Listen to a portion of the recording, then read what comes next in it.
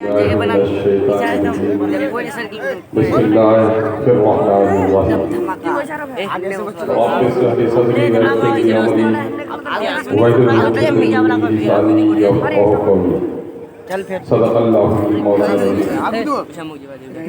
के सदर बावकार दाइस पे तशरीफ फरमा नमूने असलाफ हजरत मौलाना आफाक सुबहानी साहब, दिगर मुअज़्ज़ज़ उलमाए किराम, शुरा इस्लाम, सीमांचल नहीं बल्कि मुल्की सतह पर बड़े मारूफ शायर जनाब भाई सज्जाद जमाली साहब, पिता जनाब असलम साहब, दिगर ज़िम्मेदार साथियों, बुज़ुर्गों, नौजवानों और अजीज़ों, प्यारे बच्चों और मेरे गैर मुस्लिम भाई, जलसे की पहली रात है। भट्टाहाट के जलसे में एक अलग इम्तियाजी खुसूसियत पाई जाती है कि यहाँ के जलसे को मरकज़ी जलसा समझकर अक्सर बार लोगों ने बहुत कामयाब किया है। मुझे उम्मीद है कि कल की रात का जलसा आज से भी बेहतर होगा और हमारे बहुत सारे मारूफ उलमा अपनी बातें आपको सुनाएंगे। मैं तो तीन बातें जिम्मेदारी के साथ कहना इस वक्त ज़रूरी समझता हूँ कि ये जलसा तामीर और तौसीए मस्जिद का जलसा है और मस्जिद और मुसलमानों के दरमियान में क्या निस्बत है। मौजूदा वक्त मुल्क भर में मस्जिदों की क्या हालत है, दुश्मनों के नज़र में मस्जिदों की क्या हालत है और हमने मस्जिदों की क्या ज़रूरत कर रखी है। मस्जिद क्या है, मस्जिद क्यों है, इस पर दो तीन बातें मैं कहना चाहता हूँ। मस्जिद कहते हैं इबादत के इरादे से सजदा करने की मखसूस जगह, जहाँ इतने आम हो, हर किसी को आने की इजाज़त हो, किसी के बाप की मीरास नहीं हो, बल्कि वो फी सबीलिल्लाह वक़्फ। अगर कोई अपने ख़ानदान की ज़मीन पर मस्जिद बना देता है और अपनी ख़ानदानी जागीर और वरासत समझता है तो वो शक्ल सबाहत के एतबार से मस्जिद हो सकती है। हमारे उलमा कहते हैं कि शरीयत के एतबार से मस्जिद का पूरा इतलाक़ उस पर नहीं होता। देखो, मस्जिद का ताल्लुक़ सजदे से है और सजदा इबादत के इरादे से सर को ज़मीन पर झुकाने का नाम है। और इस्लाम में तीन अहम चीज़ें हैं: तौहीद, रिसालत और आखिरत। तौहीद अल्लाह की यकताई, अल्लाह की वहदानियत, और रिसालत खुदा तक पहुँचने का ज़रिया, रसूल बरहक का तौर तरीक़ा, रसूल बरहक का पैगाम, आपकी ज़ात आलिया, आपके मकाम फाज़िला और आपके ज़रिए से जो खबरें दी गई हैं उस पर यकीन और इत्मीनान करना। तीसरी चीज़ है आखिरत। आखिरत का मतलब है कि आदमी को मरने के बाद हिसाब देना होगा। उसका एहसास तो मौत का है, तो मौत का एहसास है तो हमने ये समझा है कि जिंदगी है, मौत है, लेकिन मौत के बाद भी एक जिंदगी है। वो एहसास हम लोगों से गायब हो गया है। एहतिसाब, हिसाब व किताब, आखिरत का मतलब है हिसाब व किताब। एक बच्चे का बाप है सख्त, अगर उसे 100 रुपये देकर हाट भेजता है तो पाई पाई का हिसाब बाप लेता है, तो बच्चा डर खौफ के साथ पैसे का इस्तेमाल करता है।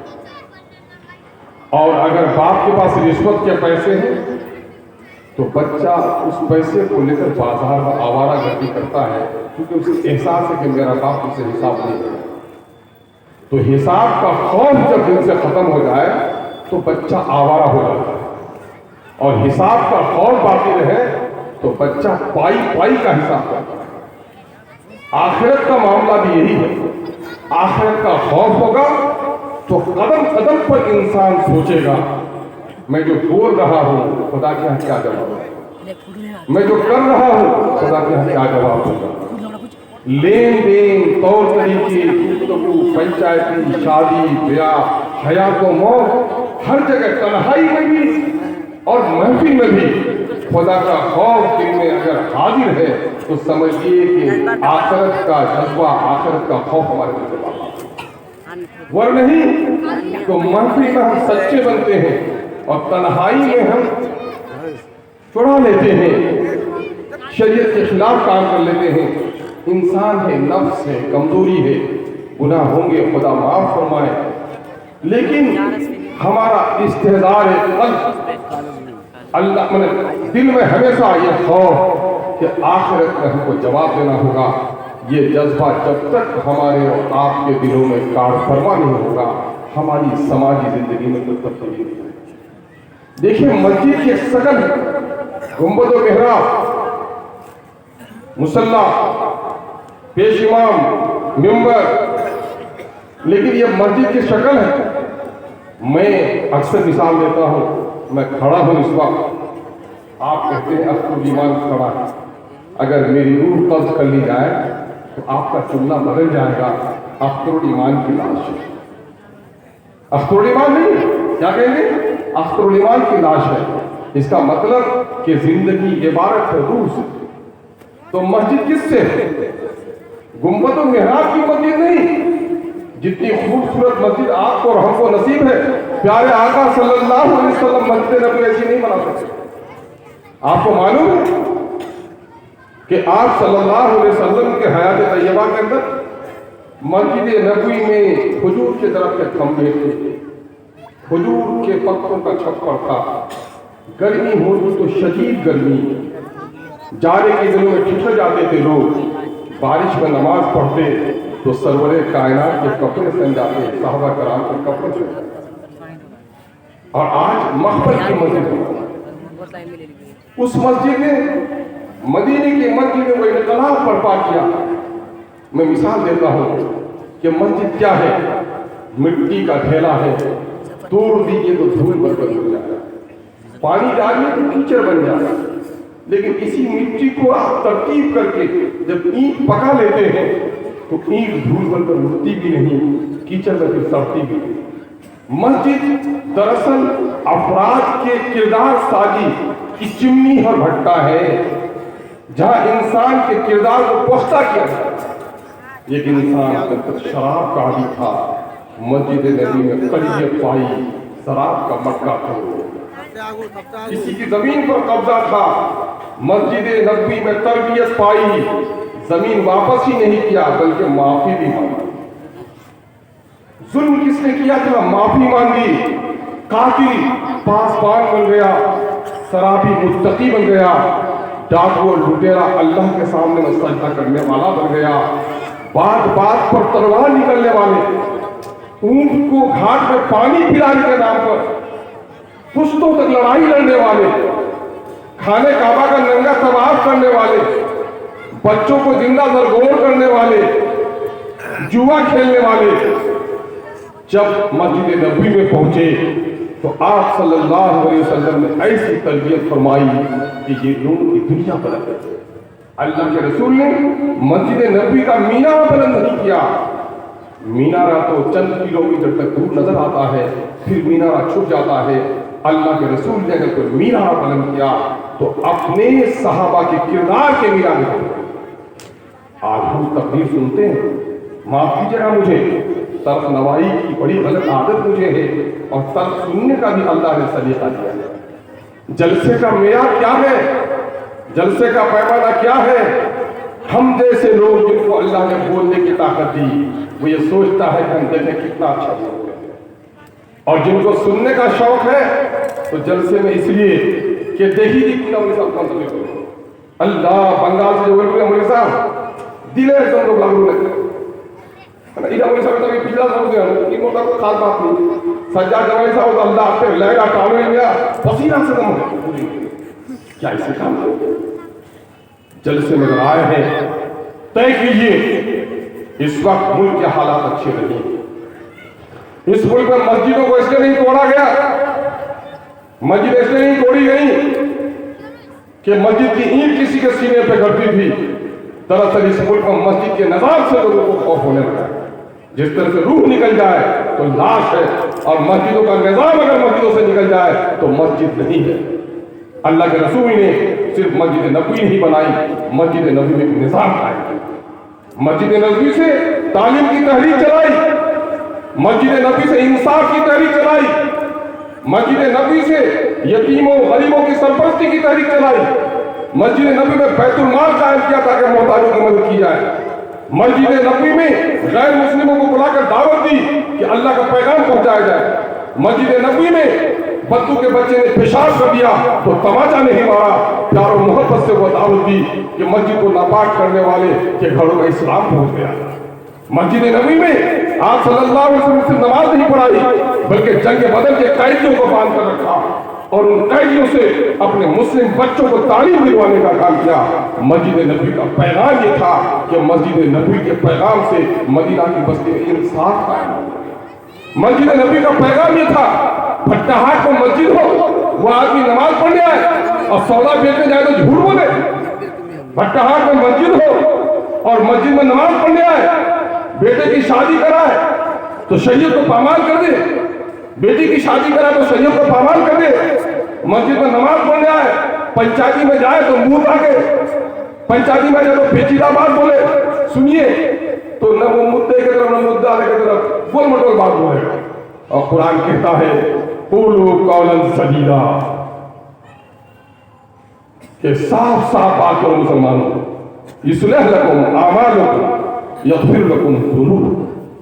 اگر صاف صاف بات بولو گے تو اللہ تمہارے اعمال کو اصلاح کرے گا, تمہارے گناہوں کو معاف کر دے گا.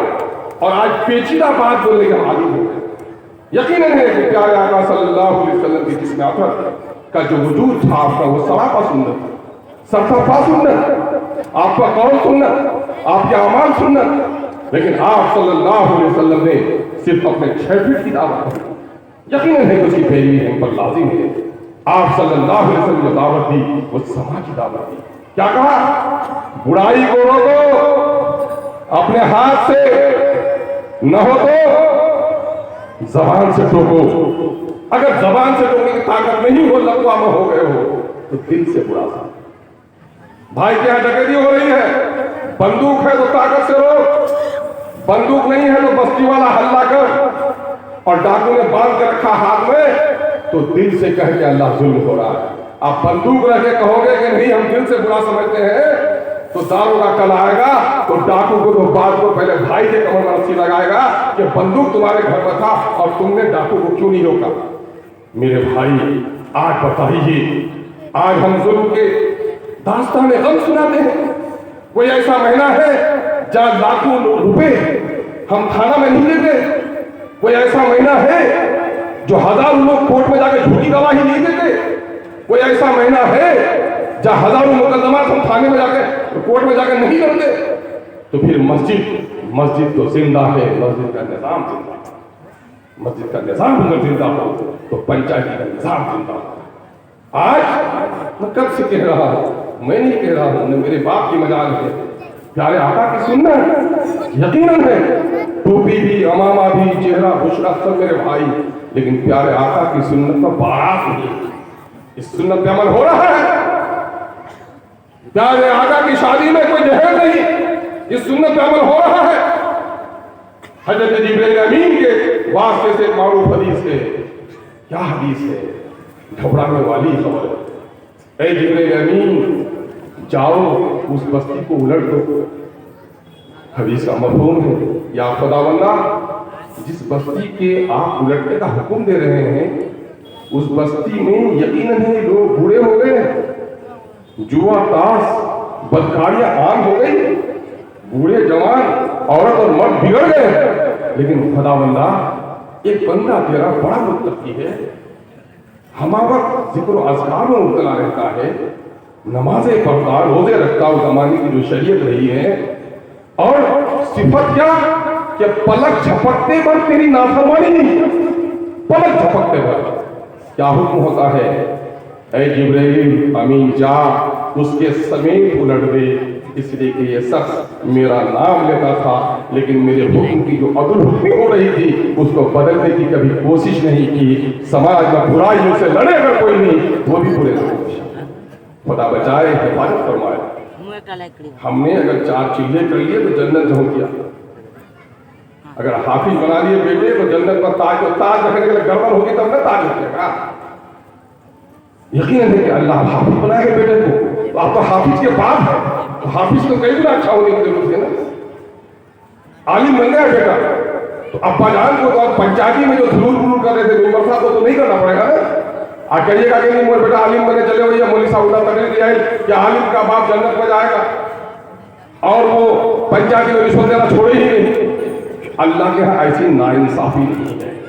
اللہ کو کسی کے رنگ سے, کسی کے نسل سے, کسی کی دولت اور کسی کی جاگیر سے کوئی لینا دینا نہیں ہے. سب محتاج ہیں, غنی تو اسی کی ذات. میرے بھائی آئیے, اس وقت ہندوستان میں آپ کے پاس غنیمت ایک چیز ہے جس مسجد کو آپ یہاں بہت آسانی سے بنا رہے ہیں. میں نے کئی جگہ خبر دی ہے کہ میں بمبئی میں مسجد میں نماز پڑھی میں اور مسجد میں مینار یاد آ ہوئے بستی میں تو مینار نہیں تھا تاراپور میں.